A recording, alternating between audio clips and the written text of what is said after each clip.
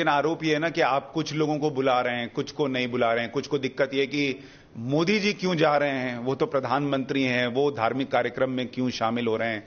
आज मैं देख रहा था कि कई लोग ये भी कहने लग गए कि जो लोग जाएंगे वो एक धर्म विशेष से जोड़ दिए जाएंगे, जो नहीं जाएंगे उनको आप कहेंगे ये एंटी हिंदू है। तो ये परेशानियां उनकी बढ़ रही हैं। देखिए, एक बहुत बड़ी समस्या ये है, मैं कई बार बोल चुका हूं, जो लोग भगवान राम को एक पर्टिकुलर विचार, एक पर्टिकुलर व्यवस्था से जोड़ना चाहते हैं, तो मैं याद दिलाना चाहता हूं, इस दुनिया में एक ही देश है जहां के नेशनल ब्रॉडकास्टर पर डे रामायण आती है। वो है इंडोनेशिया, दुनिया का सबसे बड़ा मुस्लिम देश, जहां भारत से भी अधिक रामलीलाएं खेली जाती हैं प्रतिशत के हिसाब से, जनसंख्या के प्रतिशत अगर देख लें, और सारे के सारे पात्र मुस्लिम होते हैं। वो है दुनिया का सबसे बड़ा मुस्लिम देश इंडोनेशिया।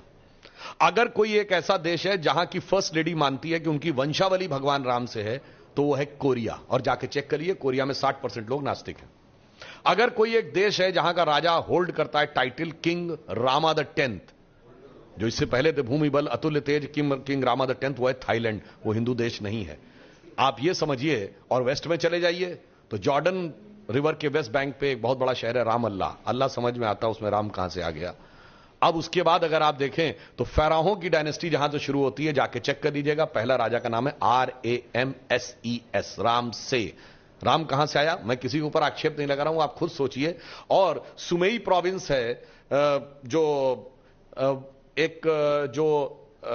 इराक और टर्की के बीच में, कुर्दिस्तान के इलाके में, उसमें एक गुफा में एक चित्र मिला है जिसमें एक भारतीय राजा मुकुट और धोती पहने हुए और ऐसे हाथ में बाण लेके खड़े हैं, धनुष लेके, और सामने एक बंदर घुटने के बल यूं बैठा हुआ। तो बताने की जरूरत नहीं कि वो कौन है। और होंडुरास में जाके चेक करिए, मंकी गॉड। होंडुरास कहां है, लैटिन अमेरिका में।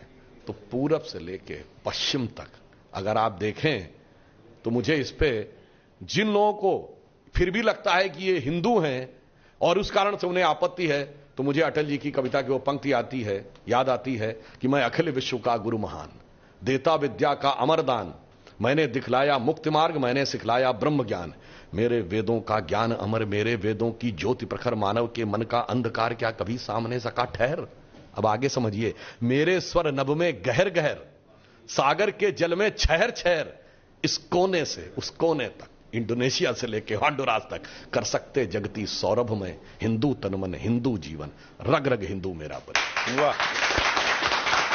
लेकिन सर थोड़ी देर पॉलिटिक्स अगर साइड भी रख दे, और वैसे एक और भी बात बता दूं कई बार दर्शकों और उनके लिए, इंडोनेशिया वर्ड का मीनिंग जानते क्या होता है?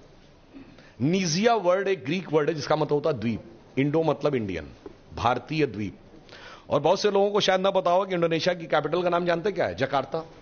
इसका ओरिजिनल नाम क्या है? जयकर्ता। प्राचीन इंडोनेशिया में 2 प्रोविंसेस होते थे, जयकर्ता और योगकर्ता। आज भी जाके चेक कर लीजिएगा कि जकार्ता के जो बगल का प्रोविंस है उसका नाम आज भी योगकर्ता है।